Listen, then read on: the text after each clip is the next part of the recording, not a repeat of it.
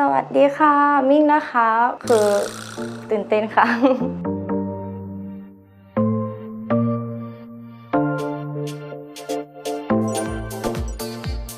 คือมิ่งกังวลตรงที่โหนกแก้มของมิ่งมันใหญ่มากค่ะใหญ่แบบมันเป็นโครงหน้าที่แบบว่ามองแล้วมันจะดูเป็นเหลี่ยมๆบนใบหน้ากำลังจะขึ้นเคียงแล้วนะคะรอติดตามมิ่งนะ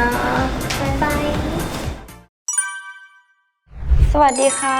ชื่อมิ่งนะคะเป็นโมเดลของโรงพยาบาลนานะนะคะคือเป็นโมเดลที่ทำตัดโหนกแก้มแล้วก็ฉีดไขมันนะคะตอนนี้ก็ครบ3 เดือนแล้วค่ะตอนนั้นก็ไม่กังวลอะไรค่ะกังวลแค่รอยแผลเป็นแต่ว่าพอหลังตั้งแต่วันตัดใหม่ก็คือพอใจมากค่ะไม่เห็นรอยแผลเป็นเลยก็ตรงโหนกแก้มนี่แหละค่ะเพราะว่าเป็นคนโหนกแก้มเยอะค่ะเยอะของสำหรับตัวมิ่งไม่เจ็บเลยค่ะมันมีแค่เมายาชาวันแรกวันที่หลังจากที่ทำเสร็จแค่นั้นแล้วหลังจากนั้นก็คือไม่มีอาการเจ็บเลยค่ะช้ำก็น้อยมากที่ช้ำเหรอคะของมิ่งนี่แทบไม่ช้ำเลยเป็นแค่รอยเหลืองๆที่แบบไม่ได้ช้ำแบบเป็นสีม่วงๆค่ะใช้เวลาประมาณอาทิตย์2 อาทิตย์ก็ยุบเริ่มเห็นโครงแล้วค่ะแต่ว่าพอประมาณช่วง2 เดือน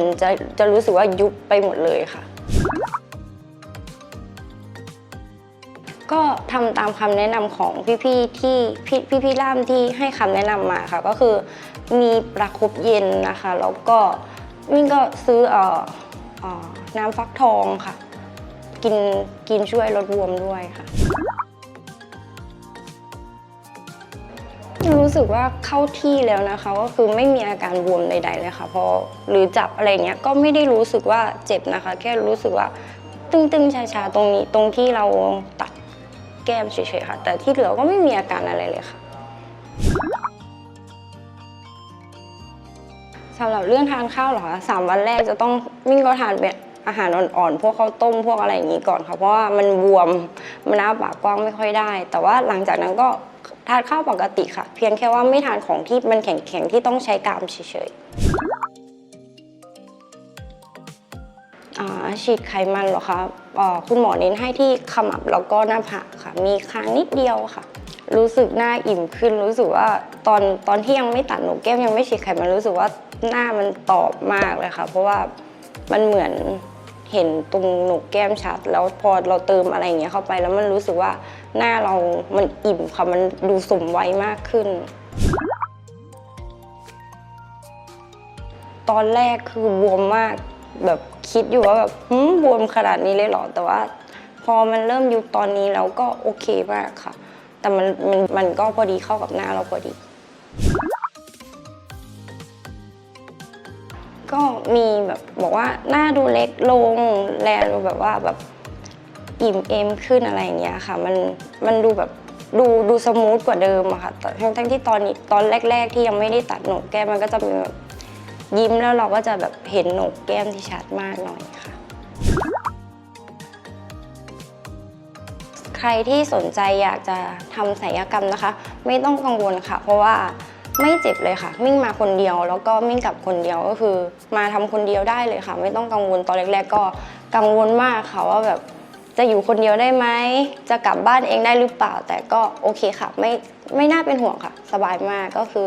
พี่ล่ามเขาก็ดูแลดีค่ะตั้งแต่เข้ามาถึงโรงพยาบาลจนส่งเราขึ้นรถกลับบ้านเลยค่ะก็คือไม่เจ็บเลยแต่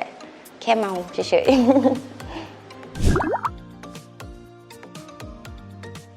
100 คะแนนเลยค่ะหรอคะ100 คะแนนก็สามารถให้เต็ม100ได้เลยค่ะเพราะว่าเป็นที่พึงพอใจมากค่ะเพราะว่าตรงนี้มันหายไปเยอะดูจากที่ซีสแกนอะไรเงี้ยมันหายออกไปเยอะมากเลยค่ะแล้วก็ไม่เจ็บเลยไม่มีแผลเป็นไม่มีอะไรที่ทำให้เรากังวลหรือทำให้เราไม่โอเคเลยค่ะเพราะว่ามันโอเคมากไม่เจ็บแล้วก็เป็นที่พึงพอใจมากค่ะสุดท้ายนี้นะคะที่มิ่งทำก็คือทุบโหนกแก้มแล้วก็